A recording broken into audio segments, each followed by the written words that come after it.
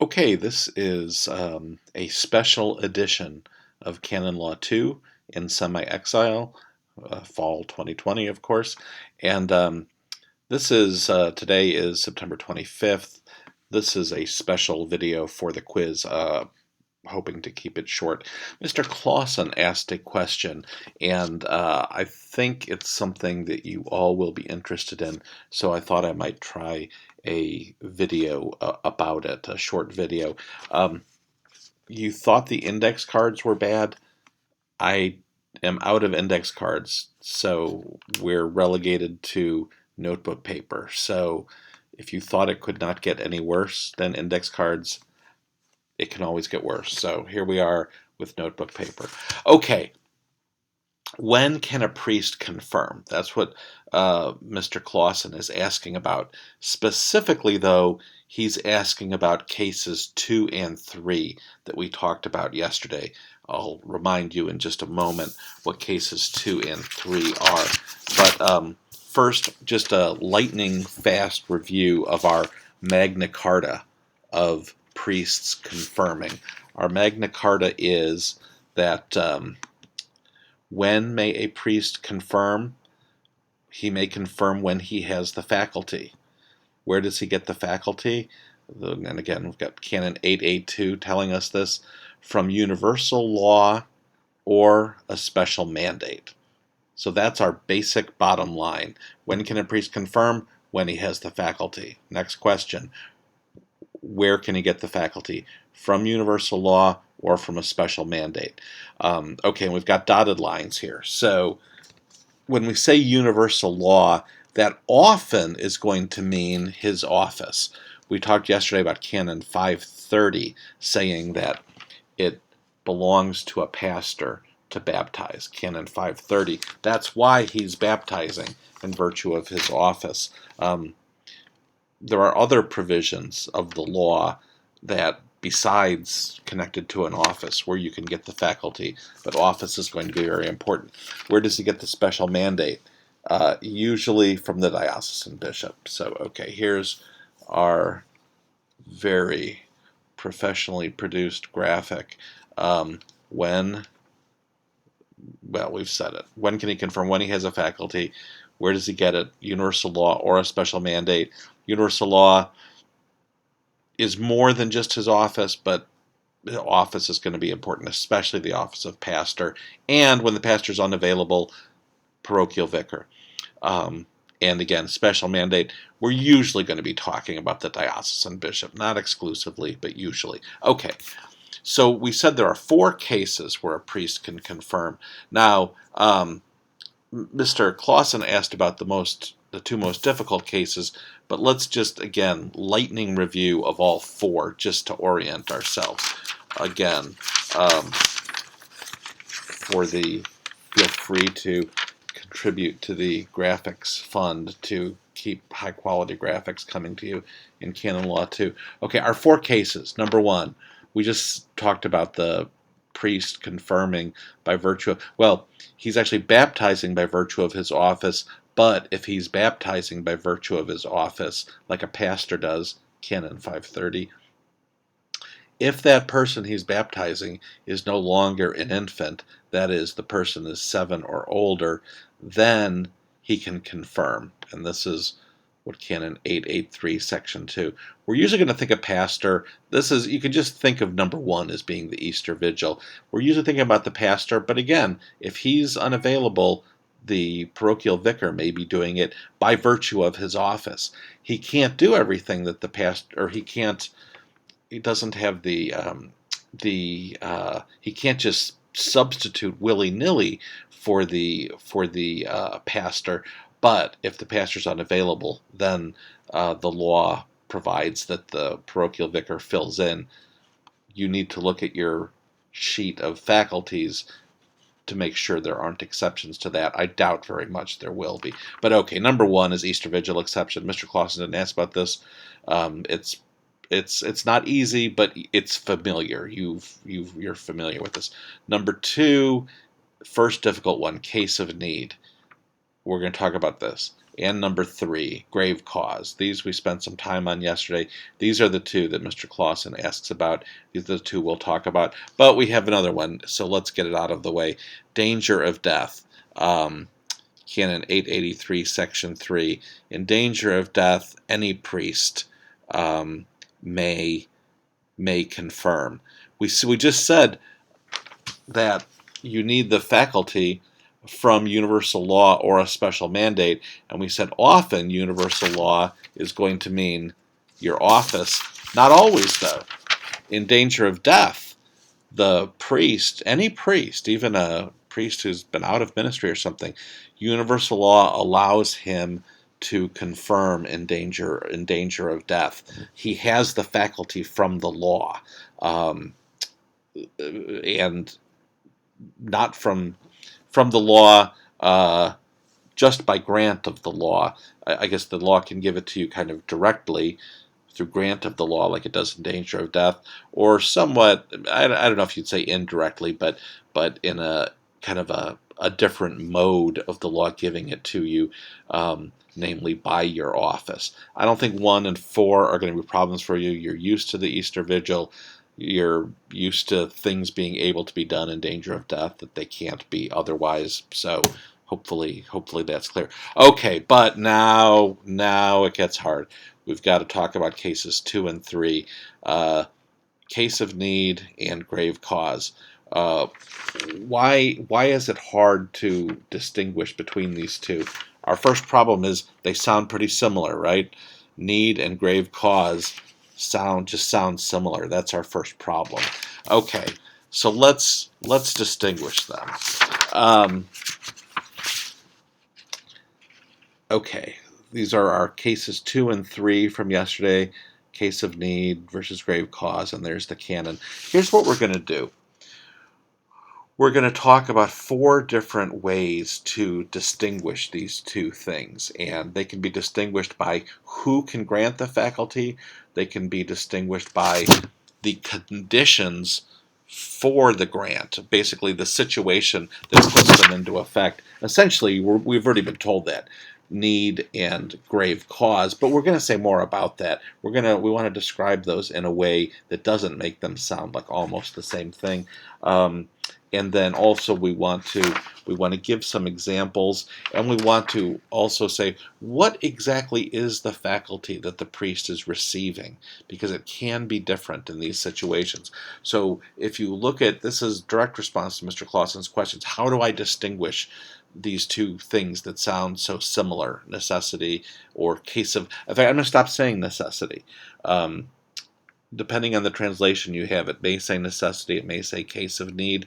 Let's say case of need because it doesn't sound so much like the ultimate necessity, danger of death, which sounds even more like a grave cause.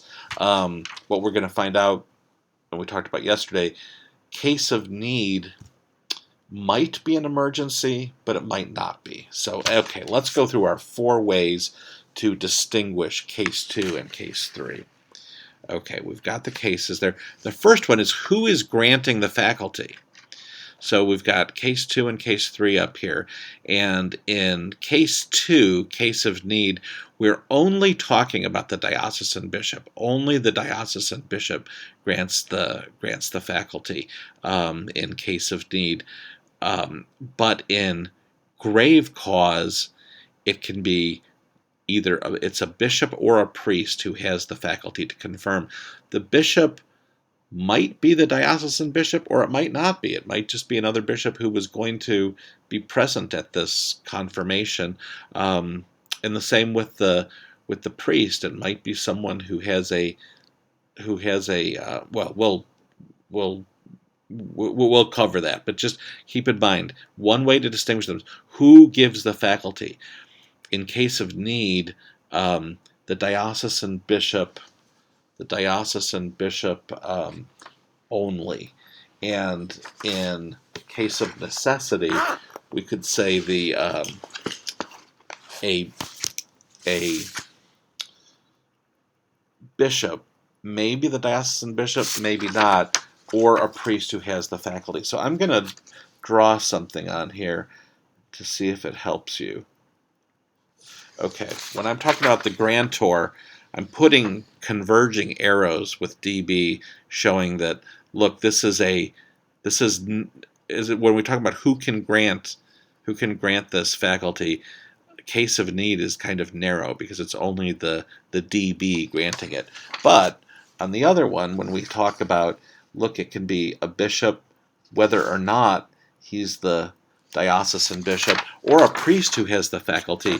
In this case, there's more possibility of granting it because partly because it's a grave cause, it's a serious matter, so we want more people, if there's a real need, to be able to do it. Not only the diocesan bishop. The need might be that the diocesan bishop was just in an accident, so we can't limit it in a grave cause. We can't limit it to him. He may be the accident he had, the appendicitis he had, the robbery that he just suffered may be the reason we need to invoke case 3, the grave reason. So we can't just say that only the diocesan bishop can grant this faculty because he may be unable to do it or unable to communicate it, even if he could do it.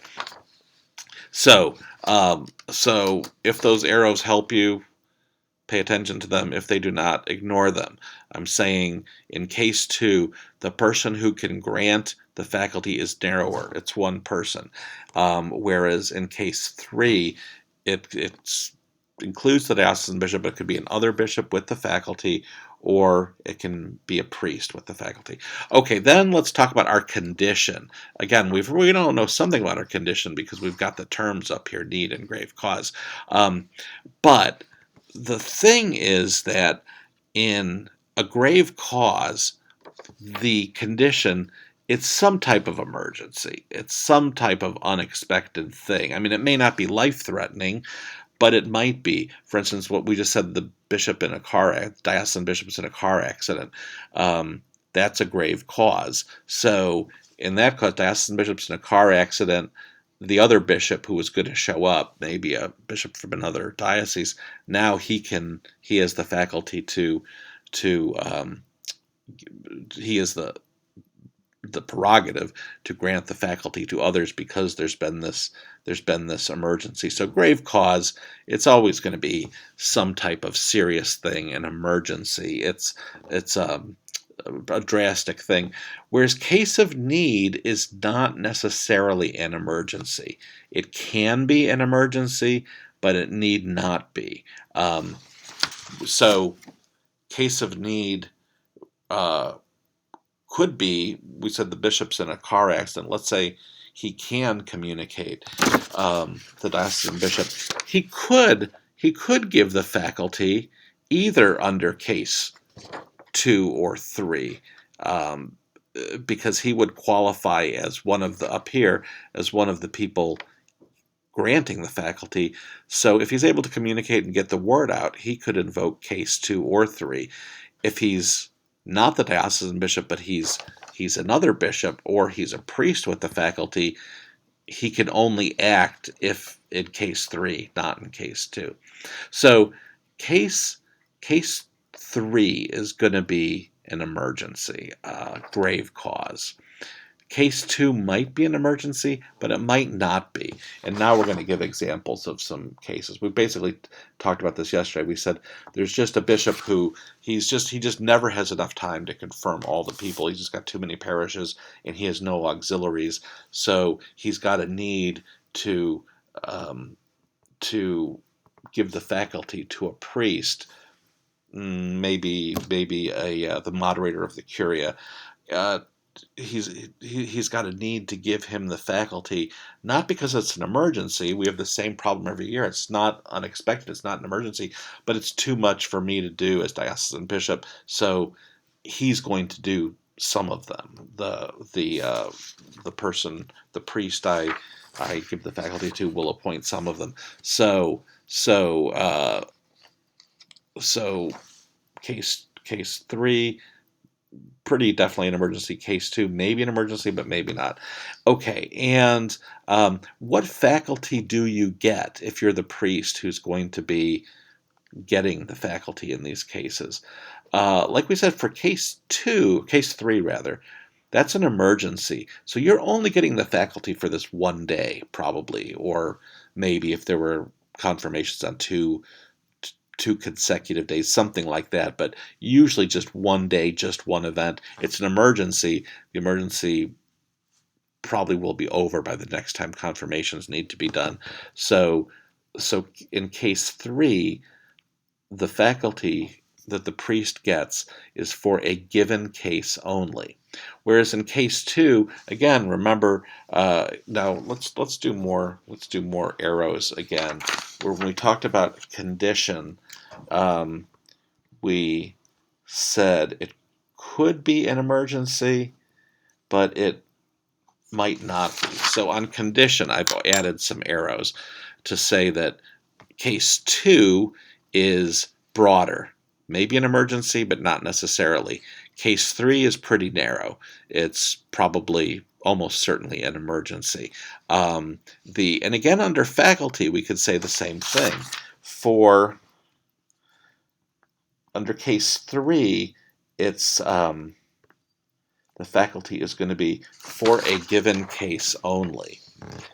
Case 3, the faculty is for a given case only. That's why I've got the converging arrows. It's narrow.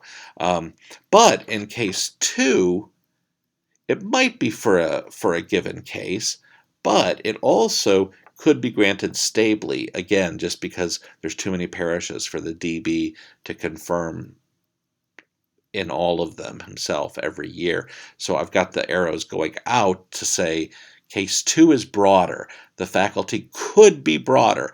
It might just be for a given case, but it at least potentially could be broader and apply more stably. Okay, finally, examples. We've talked about some, and these are good. This is another reason.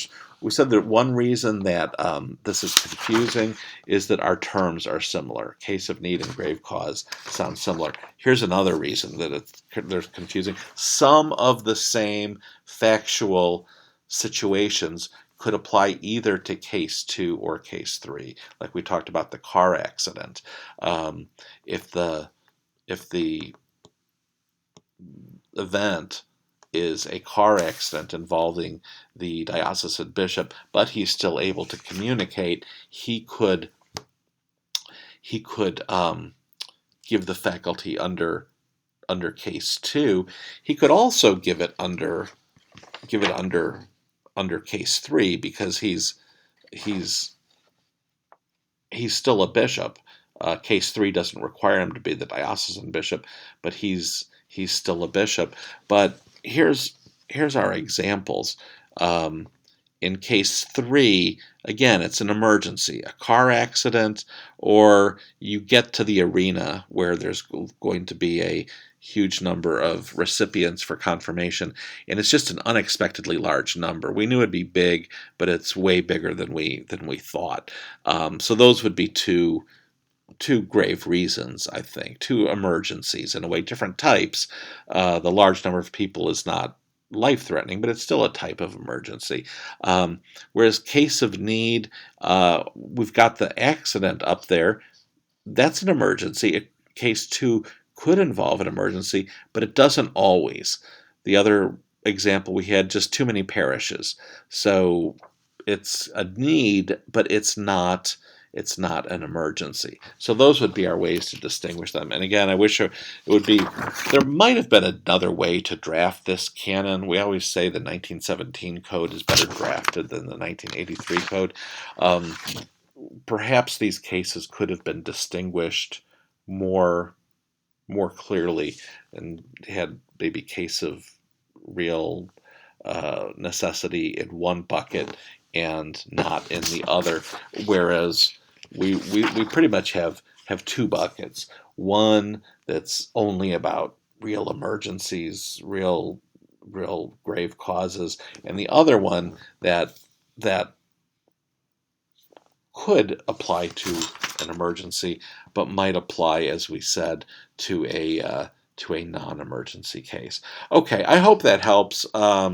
If it doesn't, send me another email or something. I'll give you a slower look at this chart if it helps you. the first, our difference is who the grantor is, and then the second, the condition. Is it an emergency or is it not? And again, read the canons here too. Woodall is okay on this.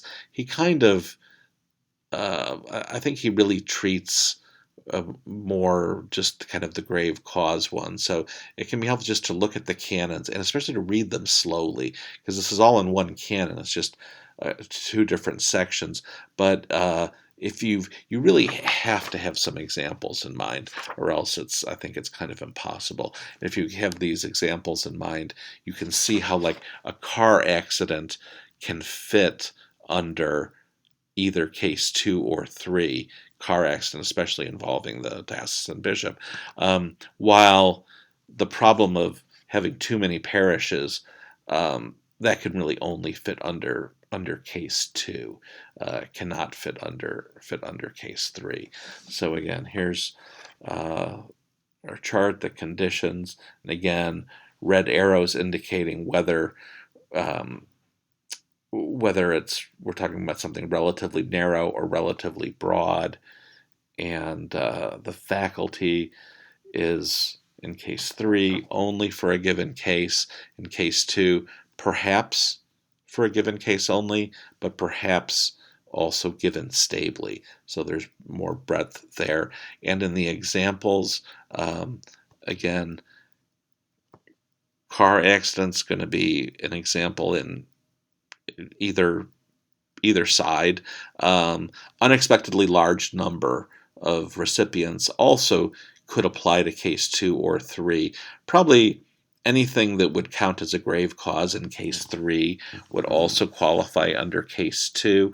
But there would be additional things under case 2, because again, remember, case 2 is about more than just emergencies, like this situation where there's just too many confirmations for the bishop to do year for year, so he needs somebody to appoint to do some of them. Okay, hope this helps. If not, though, contact me hopefully today, Friday, and we will talk about it a little more.